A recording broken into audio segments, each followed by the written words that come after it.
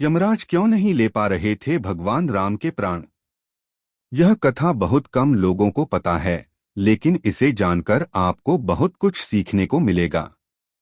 भगवान राम को यह एहसास था कि उनके शरीर त्याग का समय आ गया है, क्योंकि जो जन्म लेता है उसकी मृत्यु निश्चित है। यह मनुष्य देह की सीमाएं हैं जिन्हें हर कोई सहन करता है। भगवान श्री राम की मृत्यु में सबसे बड़ी बाधा उनके प्रिय भक्त हनुमान थे। हनुमान जी के होते हुए यमराज के पास इतनी हिम्मत नहीं थी कि वह श्री राम के पास जा सकें। श्री राम ने स्वयं ही इसका उपाय निकाला। एक दिन उन्हें यह पता चला कि उनका मृत्यु का समय आ चुका है। श्री राम जानते थे कि जो जन्म लेता है उसे मरना पड़ता है। श्री राम ने हनुमान जी से कहा, यम को मुझ तक आने दो, मेरे लिए वैकुंठ जाने का समय आ गया है। लेकिन हनुमान जी मृत्यु के देवता यमराज के अयोध्या में प्रवेश को लेकर बिल्कुल तैयार नहीं थे।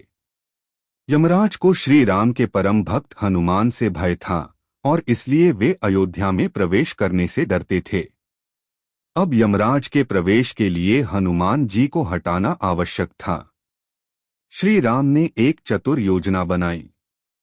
उन्होंने अपनी मुद्रिका अंगूठी महल की भूमि में एक छोटे से छेद में गिरा दी और हनुमान जी से कहा, कृपया इसे ढूंढ कर लाओ।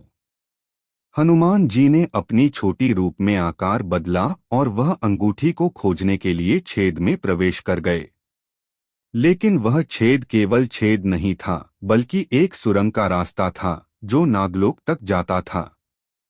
हनुमान जी ने वहां नागों के राजा वासुकी से मुलाकात की और उन्हें अपने आने का कारण बताया।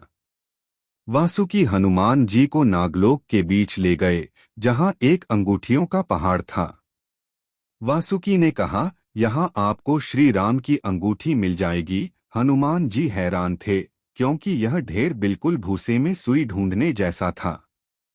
लेकिन आश्चर्यजनक रूप से हनुमान जी ने जो पहली अंगूठी उठाई वह भगवान राम की अंगूठी थी।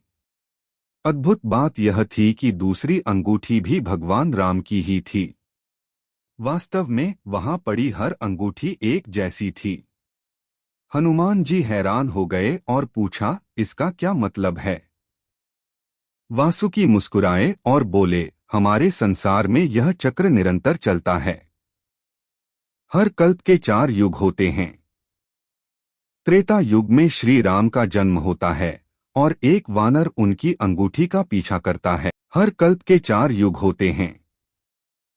त्रेता युग में श्री राम का जन्म होता है और एक वानर उनकी अंगूठी का पीछा करता है। हर कल्प में यही घटित होता है।